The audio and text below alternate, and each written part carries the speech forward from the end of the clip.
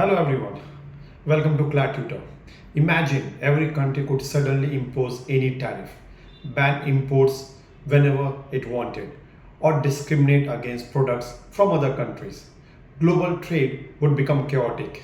There would be trade wars everywhere. So who creates the rule that govern international trade? The answer is the World Trade Organization or WTO. So in today's video, we'll understand what is WTO, why was it created, how did GATT became the WTO structures and major agreement, India's role in WTO, the latest WTO Ministerial Conference which is MC14 and expected CLAT question. So let's begin. Why do we need the WTO? Imagine two countries. Country A manufacturing mobile phones and country B produces coffee. Both want to trade. But suddenly country A imposed a 100% import duty on coffee. Country B retaliates by imposing huge tariffs on mobile phones. Soon both countries stop trading. Now imagine hundreds of countries doing the same thing. International trade would collapse. To avoid such situations, countries agreed to create a common rules. Those rules are administered by World Trade Organization. So the story of World Trade Organization begins after World War II. To understand the World Trade Organization, we must first understand GATT, G-A-T-T, General Agreement on Tariffs and Trade. After World War II ended in 1945, the global economy was in ruins. During the Great Depression of the 1930s, many countries had imposed high tariffs to protect domestic industries. Instead of helping, this protectionist measure made the crisis worse. World leaders wanted to ensure this never happened again. As part of rebuilding the global economy, three major institutions emerged: the International Monetary Fund, the World Bank, and the General Agreement on Tariff and Trade, which is GATT. GATT was signed in 1947 and came into force in 1948. It was signed by 23 countries. Its main objective was to reduce tariff, encourage free trade, promote economy recovery. For nearly 47 years, GATT successfully reduced tariffs around the world. But the global economy changed.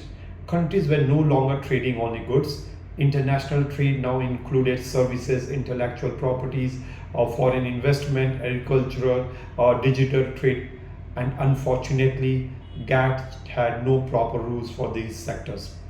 It also lacked a permanent organizations, strong dispute settlement and legal enforcement. The world needed something stronger, so GATT got replaced by WTO, World Trade Organization, and that's how the WTO came into existence.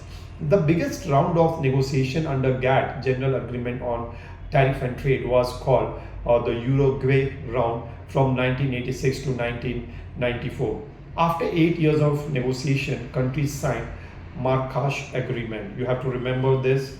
It is Marrakesh Agreement on 15th April 1994 in Marrakesh, Morocco. Finally, on 1st January 1995, the World Trade Organization came into existence. Initially, it had 125 members.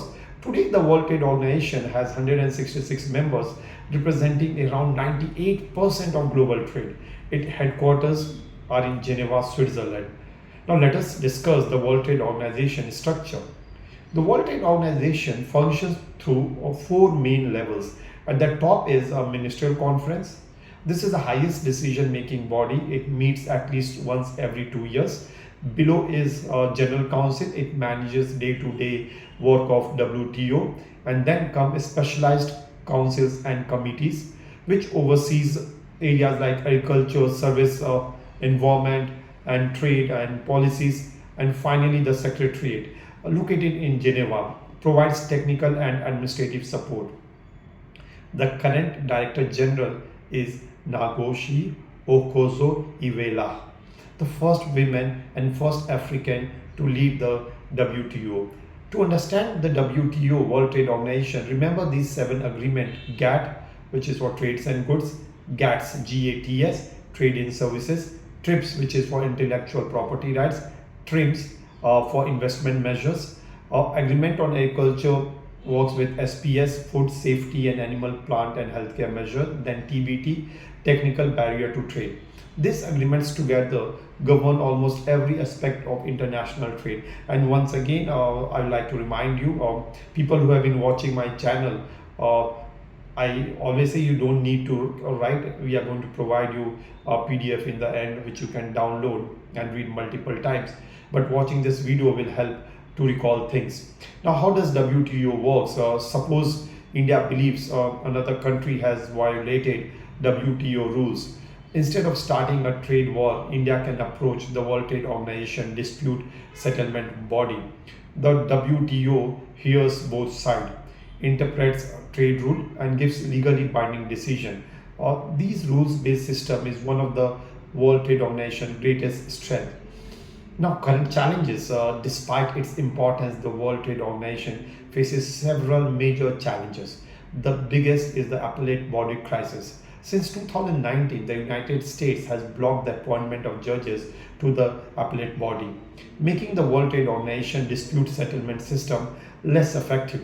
Another challenge is the rise of regional trade agreement, where countries increasingly negotiate outside the World Trade Organization framework. Developed and developing countries also continue to disagree over agriculture subsidy and digital trade.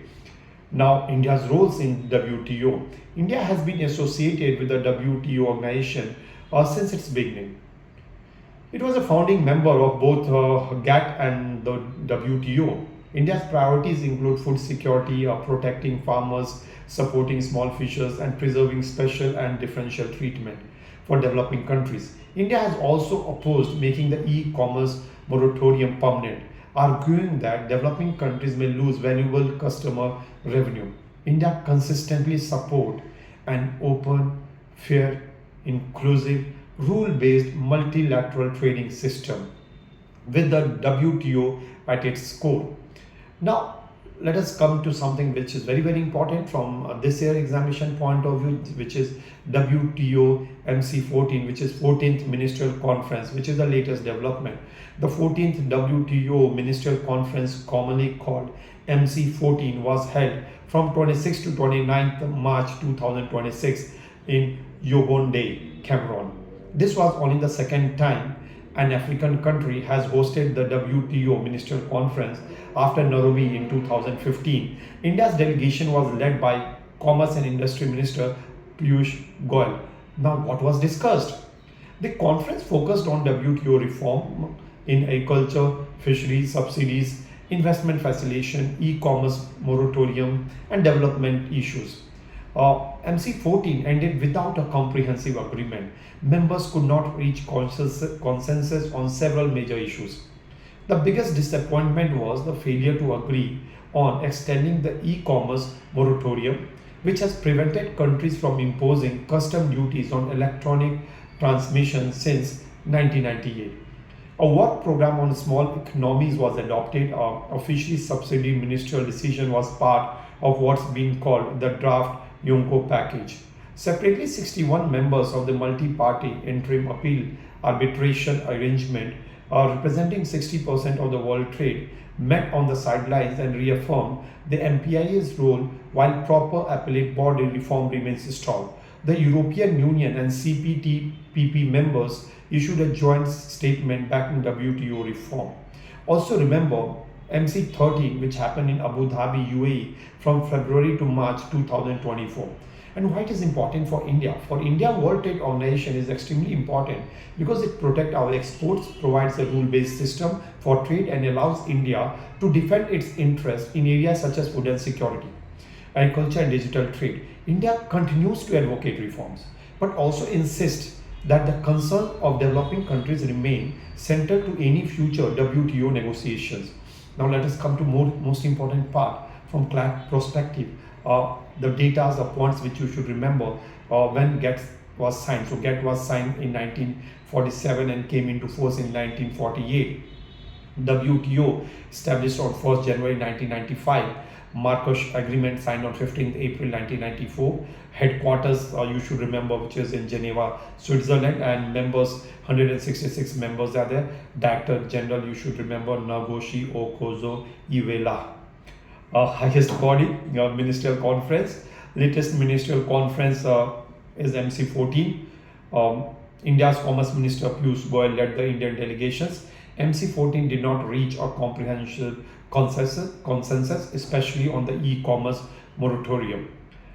With this, you now have a complete understanding of the WTO.